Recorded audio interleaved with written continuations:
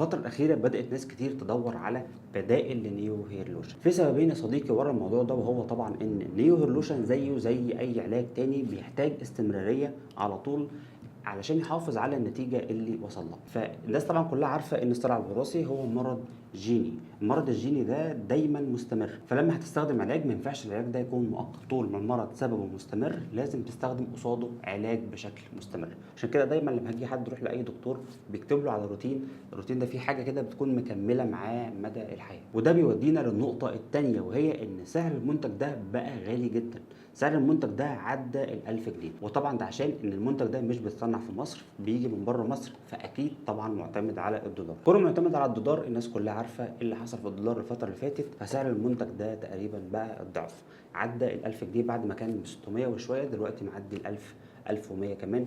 انا بكلمك بسعر النهارده، طبعا كله بيعتمد على فرق العمله. فلو حضرتك حد عايش اصلا بره مصر وبتعرف تجيب المنتج ده بدون اي مشاكل، او انت عايش يا سيدي جوه مصر وبتعرف تطلب المنتج ده والميزانيه بتاعته مفيش فيها مشكله معاك، كمل عليه زي ما انت. الفيديو ده مش ليك، الفيديو ده للناس اللي عايشه جوه مصر ومش عارفه تجيب المنتج، او امكانياتها الماديه ما تسمحش انها تجيب المنتج.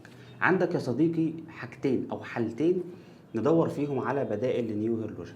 واحد عنده شعر والشعر ده بدأ يخف، فبالتالي ده واحد ما زرعش، وواحد تاني عمل عملية زراعة شعر ومحتاج يداوم أو يمشي على روتين بعد زراعة الشعر، فدي حالة ودي حالة. هنتكلم دلوقتي على أول حالة، وهي إن حد عنده شعر والشعر ده بدأ يخف فعايز يستخدم علاج، راح للدكتور، الدكتور هيكتب له على مينوكسيديل، وطبعا المينوكسيديل سيء السمعة خاصة في الحالات اللي قبل زراعة الشعر، يعني واحد ما زرعش الشعر. فالافضل هنا ان احنا ندور على بديل طبيعي، بديل يكون كويس. فناس كتير جدا لجأت لي نيو لوشن، وكانت النتائج بصراحه ما شاء الله ممتازه جدا، وعملنا فيديوهات كتير جدا عن النتائج، وممكن اسيب لك برده تحت في الوصف. فدلوقتي بقى ندور على بديل طبيعي، وهي احسن حاجه من وجهه نظري انا شايفها، وهي خلطه الروزميري، واتكلمنا عنها برده في فيديو بالتفصيل هتلاقيه برده تحت في الوصف.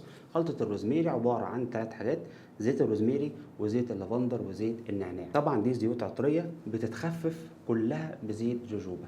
النسبة ممكن تبقى 1:3 أو 1:5، يعني كل معلقة من كل زيت من دول يقابلها 3 أو 5 معالق من زيت الجوجوبا. وبيستخدم في الأسبوع مرتين أو 3 مرات، بس لازم تستخدم قبله الديرما رولر اللي هي أصلا لوحدها كده علاج ممتاز جدا، يعني بيساوي أو بيكون بديل لتأثير البلازما.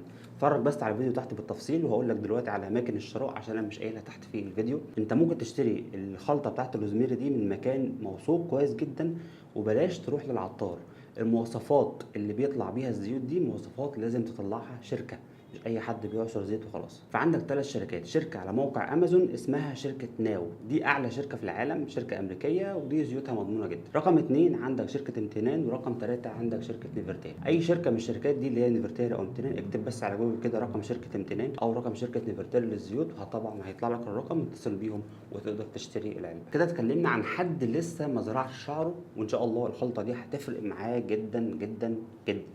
نروح دلوقتي بقى الناحيه الثانيه على حد عامل عمليه زراعه شعر، والدكتور قال له طبعا لازم يمشي على العلاج زي ما كلنا عارفين. مش عايز بس اطول في الحته دي، بس باختصار احنا عارفين ان اللي بيعمل عمليه زراعه شعر في بعض الحالات حسب الصلع جاله امتى وحسب مساحه الصلع كانت قد ايه لما زرع، بيحتاج يمشي على روتين بعد الزراعه. دكاتره كتير مؤخرا بدات تكتب نيو هير لوشن لانه بدا يفرق جدا في النتائج مع الناس اللي بيزرع مرحله وبعدها بيستخدم نيو هير لوشن، ما بيحتاجش كمان ان هو يزرع المرحله الثانيه، بيعمل فيلنج للشعر كله، الشعر المزروع وكمان الشعر بتاع منطقه التاج، فعمل نتائج حلوه. بس برضو الميزانيه ما زالت بتحكم، مش بس الميزانيه، كمان دخول المنتج بقى صعب جدا، معاناه، وكمان الاسعار نفسها بتزيد كل شويه. الدكاتره كلهم بقى بيرشحوا مينوكسيديل بعد الزراعه، وانا عايز اقول لك بقى ان موقف المينوكسيديل بعد الزراعه يختلف عن موقفه قبل الزراعه. يعني هو فعلا ليه حق انه قبل الزراعه يكون سيء السمعه، لكن المينوكسيديل بعد الزراعه مهم جدا. شوف الحلقات مع دكتور محمد السيد، هسيب لك برضو تحت الحلقات، وادخل وافهم الموضوع بيتكلم عن ايه. بس حلقات كتير تحت بتتكلم عن ليه المينوكسيديل مهم بعد الزراعه. والمينوكسيديل بقى بيزيد اهميته وبيزيد الافكت بتاعه لو طحنت عليه حبوب فيناسترايد. ما تقلقش من طحنه الحبوب بتاعه الفيناسترايد على المينوكسيديل، طول ما انت بتاخده توبيكال ما تقلقش خالص من اي سايد افكت على القدره الجنسيه. لكن لو اخدت الفيناسترايد اورال، افتح كده علبه الفيناسترايد واقرا النشره الداخليه.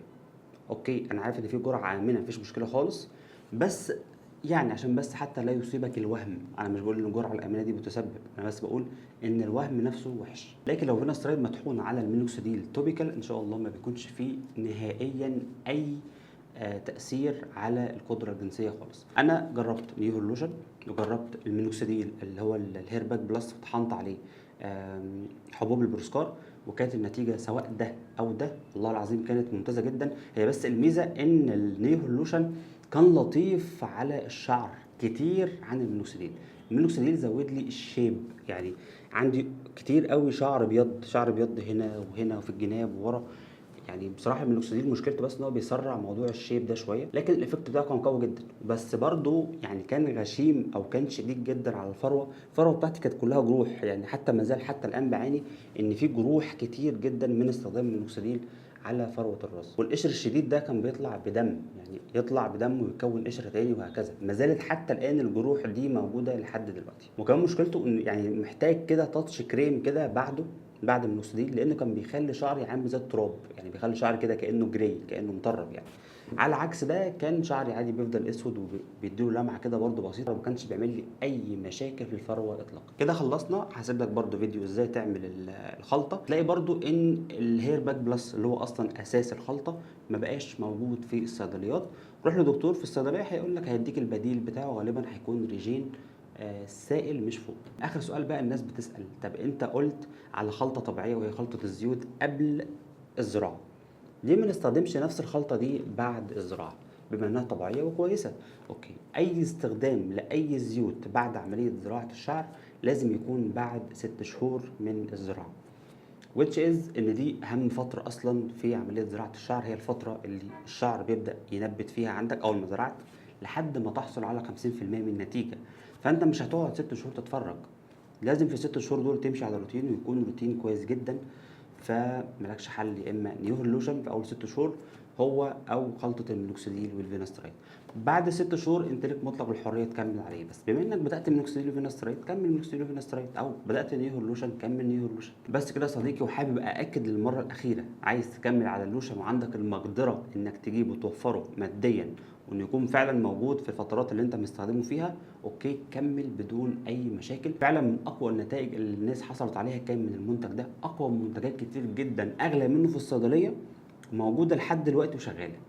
يعني المنتج ده فعلا اقوى من منتجات كتير قوي بدون ذكر اسماء عشان ما حدش يتضايق. فلو انت قادر تكمل عليه او قادر تشتريه بشكل عام كمل عليه بدون اي قلق. وطبعا متوفر في السعوديه في البقاله، يعني بص في كل حته موجود.